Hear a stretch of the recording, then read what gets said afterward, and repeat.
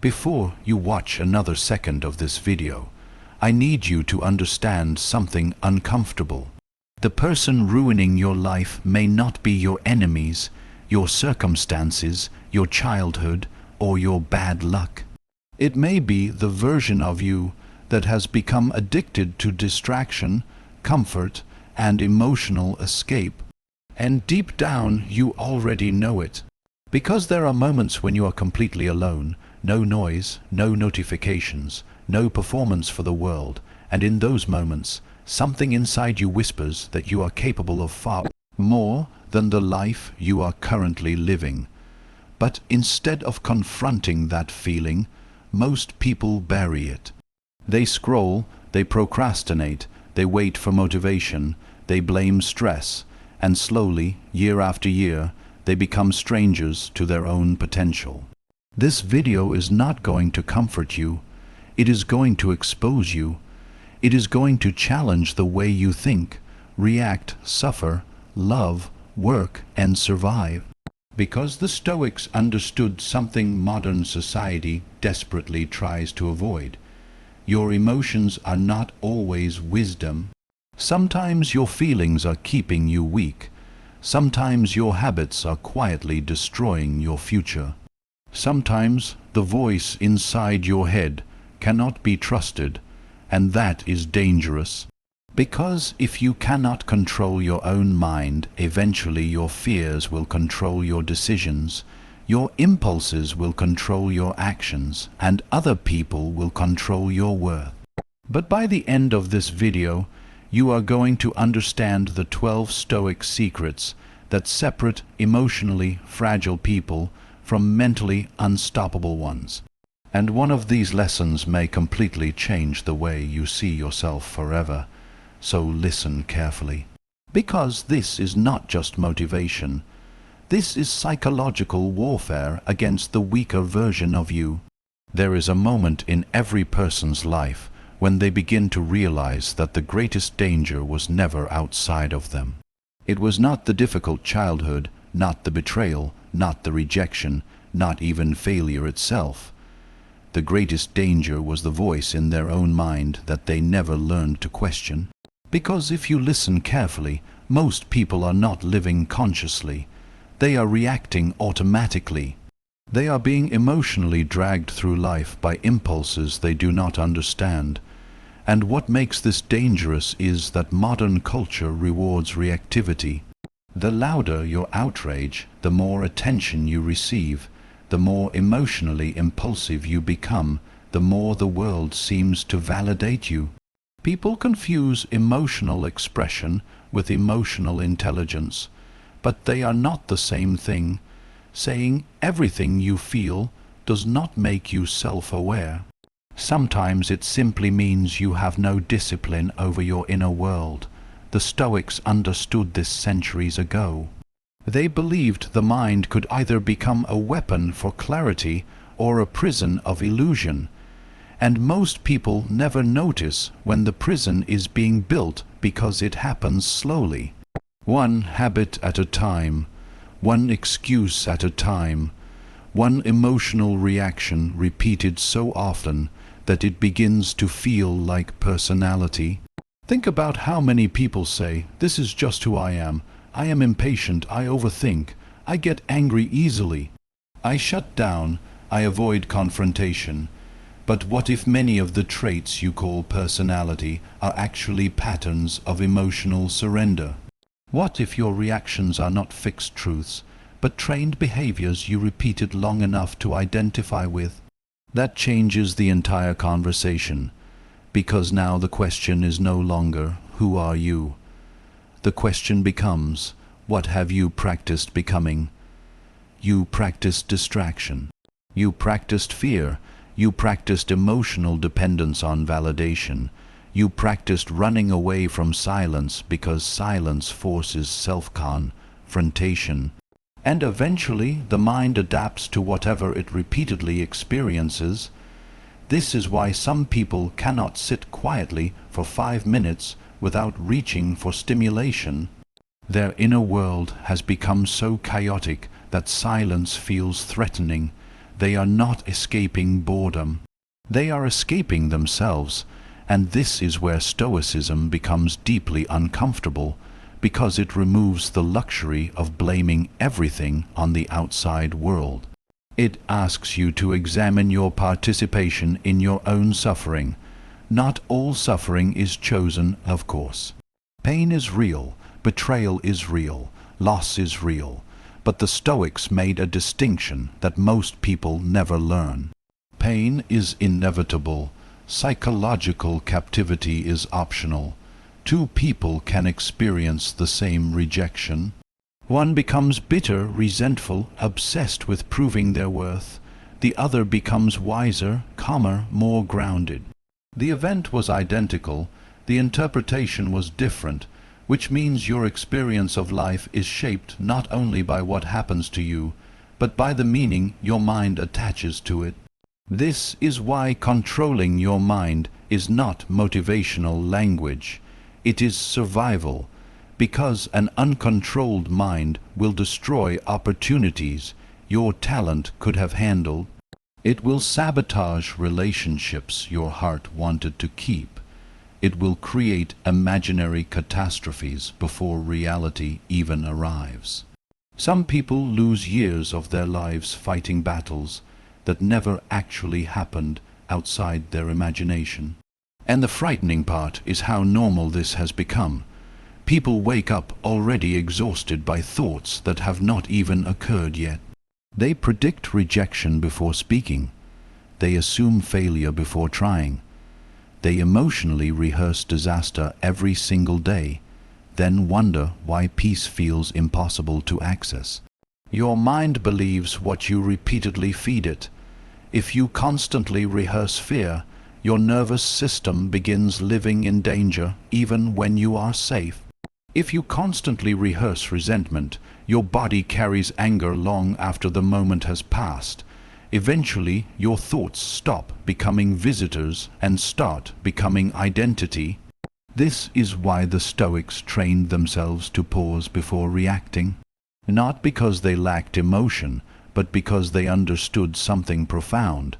The first feeling is human, but the second response is choice. Anger may appear instantly. Fear may arrive without permission. Hurt may rise naturally. But what you do next determines the quality of your life. Most people never pause long enough to choose consciously. They become whatever the moment demands. If insulted, they explode. If ignored, they collapse. If rejected, they lose themselves. Their emotional state becomes dependent on external conditions they cannot control. That is not power.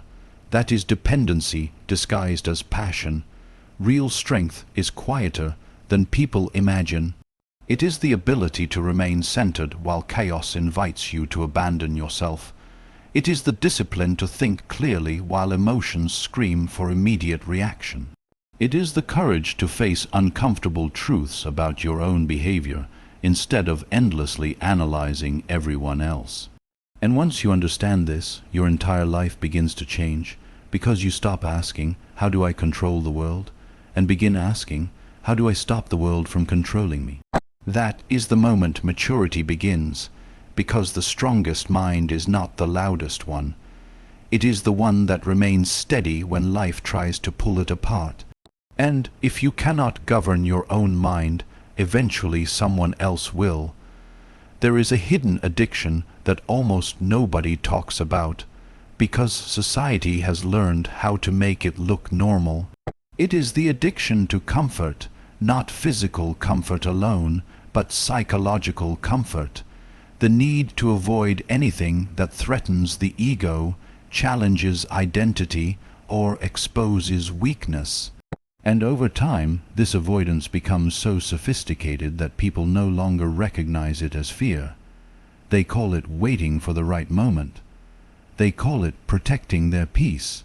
They call it listening to their feelings, but very often, what they are really doing is negotiating with weakness. And the tragedy is that weakness rarely sounds destructive in the beginning. It sounds reasonable.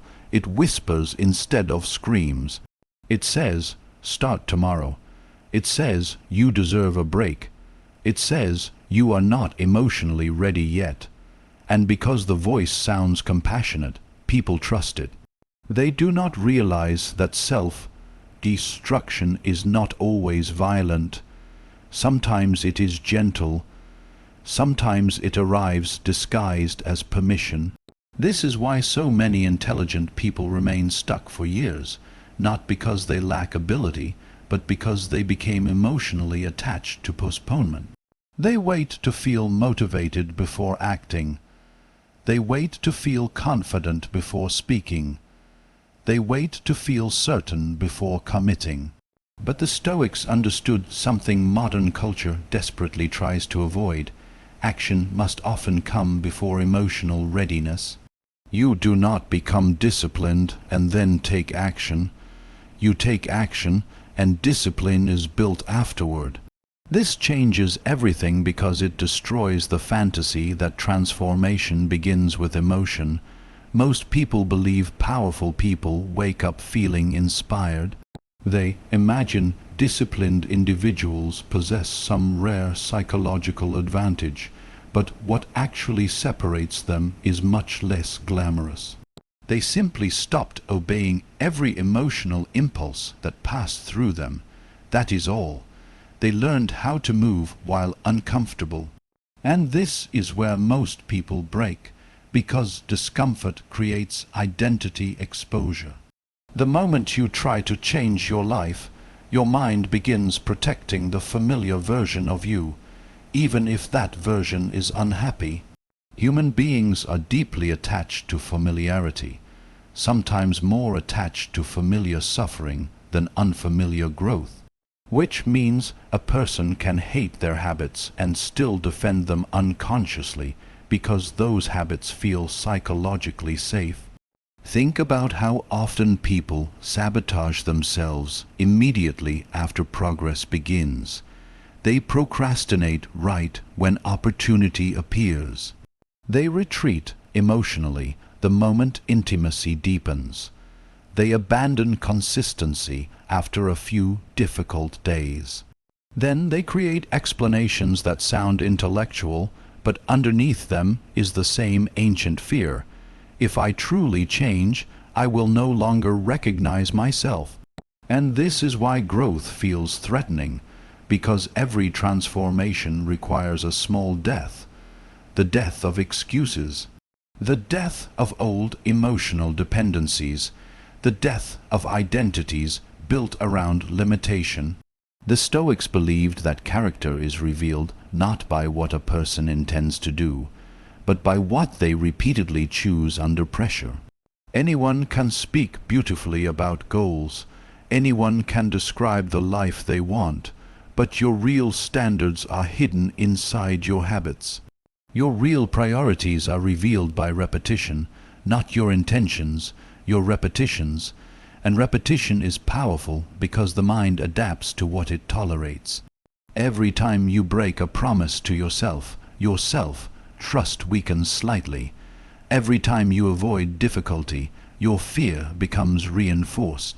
Every time you surrender to impulse, you teach your mind that temporary comfort matters more than long-term self-respect. People think weakness appears suddenly. It does not. Weakness is trained quietly through repeated self-betrayal. This is why the Stoics were obsessed with self-discipline, not because they wanted rigid, emotionless lives, but because they understood that freedom without discipline eventually becomes chaos. If your moods determine your actions, then your life will constantly move in unstable directions. One day motivated, the next day defeated. One day focused, the next day consumed by distraction. That is not freedom. That is emotional dependency. Real freedom begins when your principles become stronger than your impulses. And this becomes especially important in a world designed to fracture attention. Modern life constantly encourages immediate gratification, faster pleasure, faster validation, faster escape. People are losing the ability to remain present with difficult emotions. The moment discomfort appears, distraction becomes available. But distraction does not solve weakness. It only delays confrontation. Eventually, every person reaches a moment where they must decide whether they want temporary comfort or a meaningful life. Because you cannot build a powerful future while remaining loyal to the habits destroying your present. And the painful truth is this: your potential means nothing if it remains unused. The world is full of talented people trapped inside cycles of hesitation. Brilliant minds destroyed by inconsistency, strong hearts weakened by excuses repeated too often. They do not fail because they are incapable. They fail because they continuously negotiate with the very behaviors keeping them small. At some point, you must become tired of your own patterns. You must become exhausted by your own excuses, not with self-hatred, but with clarity, because clarity changes people. The moment you stop romanticizing your weakness, you begin reclaiming your power. And perhaps the most important Stoic lesson of all is this: you do not rise to the level of your ambitions. You fall to the level of your discipline. So the question is no longer whether you are capable of greatness. The question is whether you are finally ready to stop protecting the habits that prevent it. Most people spend their lives trying to avoid pressure. They believe pressure is the interruption, the obstacle, the unfair moment that prevents them from becoming who they were meant to be. But the Stoics saw pressure differently. They understood that pressure does not interrupt character.